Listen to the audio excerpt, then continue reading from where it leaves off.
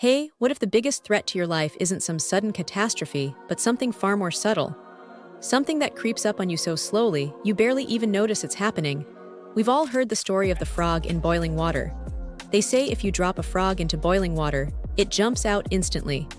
It's a shock, its system goes into alert mode, and it's gone. But if you place that same frog in a pot of cool water and slowly turn up the heat, something very different happens. The frog stays put. It doesn't realize the danger it's in. At first, the water feels comfortably warm. Ah, this is nice, it thinks. A little more heat, cozy, a bit more, someone turned on the sauna. And a bit more, wait, this is trying to kill me. By the time the frog finally figures out what's going on, it's too weak to jump. It's not dead simply because it couldn't escape. It's dead because it didn't act in time. There's a quote that goes like this: "The best time to plant a tree was 20 years ago. The second best time is now." And that's how life works too. Danger doesn't always announce itself with flashing lights and blaring sirens. It often sneaks in slowly, disguised as comfort, convenience, or just the way things are. A job that slowly drains your soul, one tedious task at a time.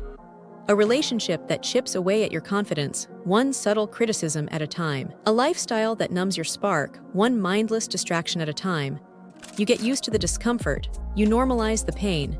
You tell yourself it's not that bad. Everyone feels this way, right? Until one day you wake up drowning in it, trapped in a situation you can't easily escape. The hidden layer most people miss is how easily we adapt. Humans are incredibly adaptable. We can get used to almost anything, both good and bad. That's a strength, but it can also be a fatal flaw. We adapt to the rising temperature, the subtle insults, the growing dissatisfaction, until it becomes our new normal. Consider this unexpected connection. This phenomenon is often observed in societal changes as well. Think about environmental issues, political polarization, or the erosion of personal freedoms. These things rarely happen overnight. They creep in gradually, making it difficult to pinpoint the exact moment when things started to go wrong. So, how do we avoid becoming that boiled frog? Here are 3 lessons to keep in mind. Number 1, cultivate self-awareness. Pay attention to your feelings. Really listen to your body and your mind. What makes you feel energized? What drains you?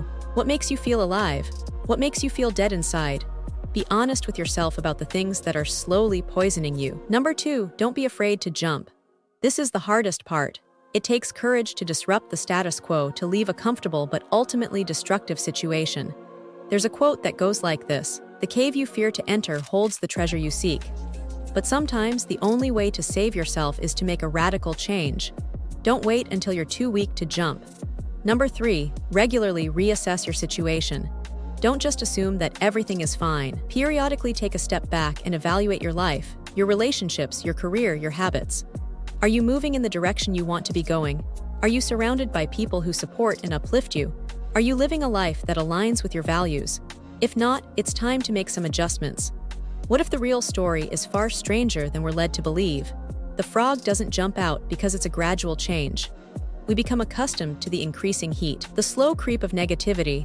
So ask yourself, what pot are you sitting in? Is the heat rising? And more importantly, is it time to jump? Because noticing too late could cost you everything.